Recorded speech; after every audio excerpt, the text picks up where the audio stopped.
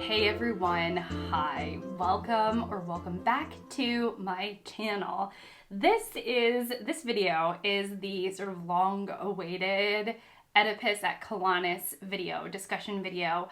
I promised that I was going to do 3 discussion videos about the 3 Sophocles plays, and I did do my discussion video on Antigone and then on Oedipus the King, and then I fell off the map for Oedipus at Colonus. And part of it is because I have been sick with strep throat, and I'm finally on the mend with it, with the sickness. I was prescribed the right medicines, and everything's finally clearing up, but it just pushed everything back even further, and so now I'm finally here doing this video, and I couldn't be happier to do it.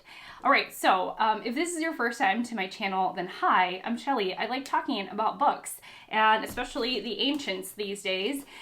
Today, again, we are discussing Oedipus at Colonus by Sophocles, and I would, if you also like that kind of thing, book discussion videos, somebody who really loves books, that kind of thing, I would really encourage you to subscribe and stick around. Otherwise, let's go ahead and get into the meat of this video. Oedipus at Colonus, for me, had the weakest plot.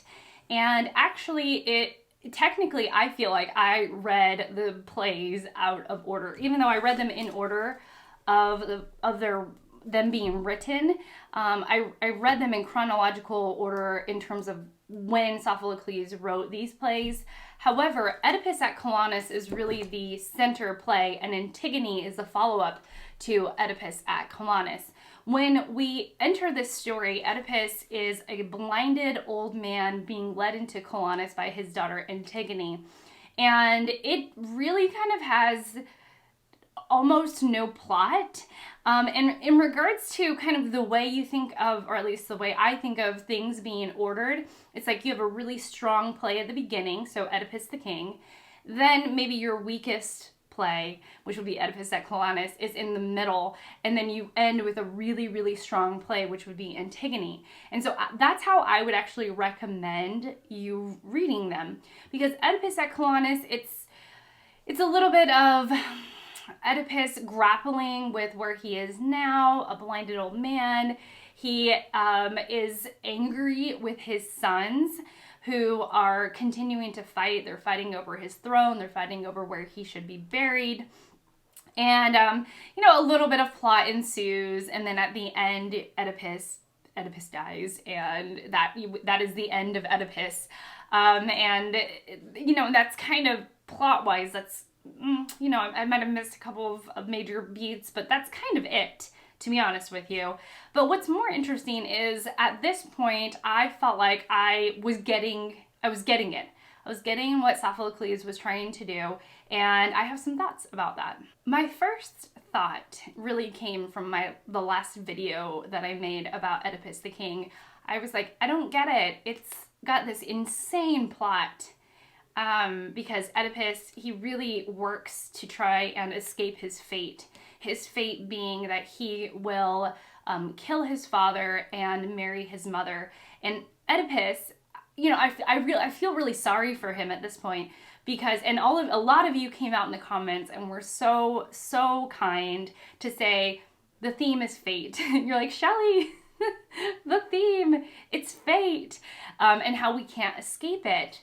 And that really kind of helped click everything into place, because Oedipus tries his darndest to escape this fate, this really ugly fate that is bestowed upon him, that he's going to do these atrocious actions.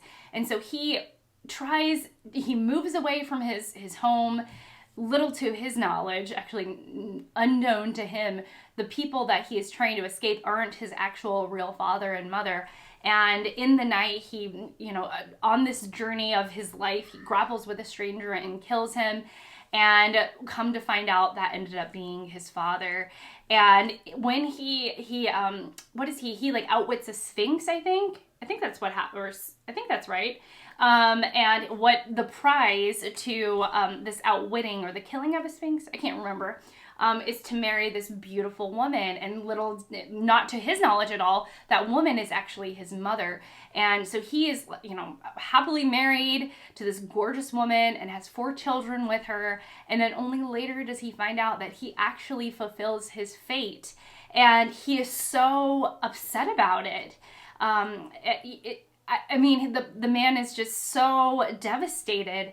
And I thought that was it really kind of brings out what I thought was what Sophocles was trying to talk about, which is like, why do bad things happen to good people? Why can we not escape bad things even if we try our hardest to do so? And I also thought it had a lot to do with compassion. I felt really, really sad for Oedipus that he ends up in this situation, even though he tries so hard, so valiantly to not do these things that even he himself finds kind of gross, marrying his mother, like, ugh. And yet he still, can't escape that. So for me, fate really it really gave me a sense of compassion towards Oedipus. But interestingly, that's not how Oedipus feels about the fate that he bestows upon his sons. His sons mistreat Oedipus. They're just fighting over where Oedipus should be buried because that's going to tell who's going to be the future king. And Oedipus is outraged at his sons. And so he tells Polynices, I'm just going to go with that. He is like, you deserve your fate, son. You deserve your fate because you and your brother are going to kill each other, and you deserve it because you've been a bad son. And I thought that was really interesting for a guy who fate has dealt him such nasty blows, and that really kind of it worms its way, at least for me, as to like have a position of compassion on Oedipus. He doesn't pay it forward and have compassion on his sons. Instead, he's like, I'm done with you. You deserve each other, and you deserve to kill each other. So I thought that was really kind of an interesting take on it. That on the one hand I had compassion, and on the other hand Oedipus is like, no, like no like you deserve this. You deserve this nastiness. This is strange. It was interesting. My favorite quote from this play, which I found out later is a very famous quote, which I had no idea, but I thought it was gorgeous. And it is when Oedipus is speaking to Theseus, and he says, "O Theseus, dear friend, only the gods can never age, the gods can never die. All else in the world, almighty time obliterates, crushes all to nothing." Isn't that incredible? Time obliterates. I want that on a bumper sticker.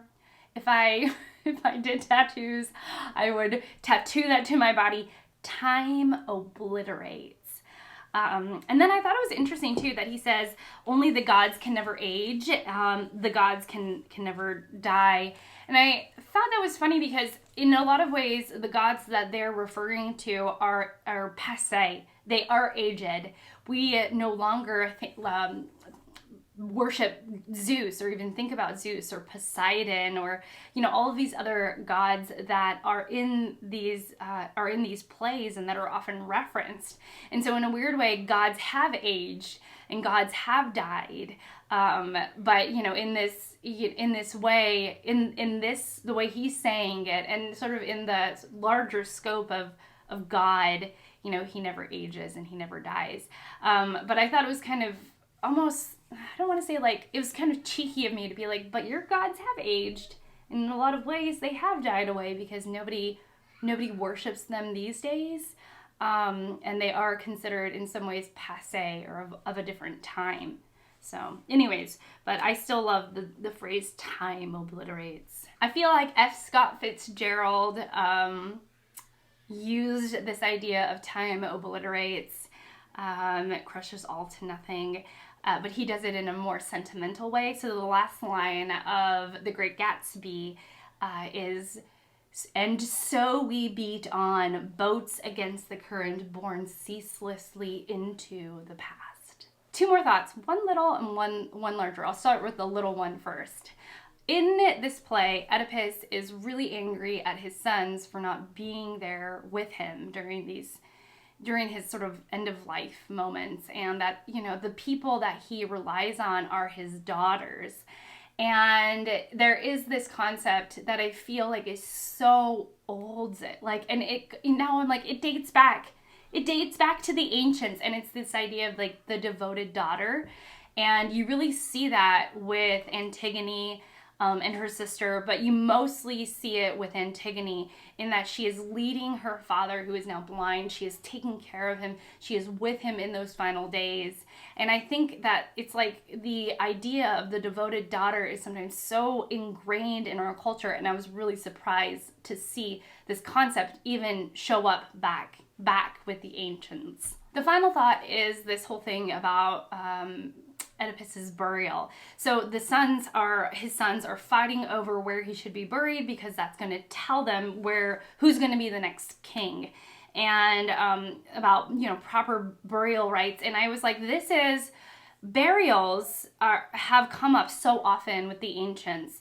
It is what Antigone is really upset about, because her brother isn't going to get a proper burial, or Creon has declared that he does not get a proper burial, and that the birds and the small animals, small creatures just pick his body until there is nothing left.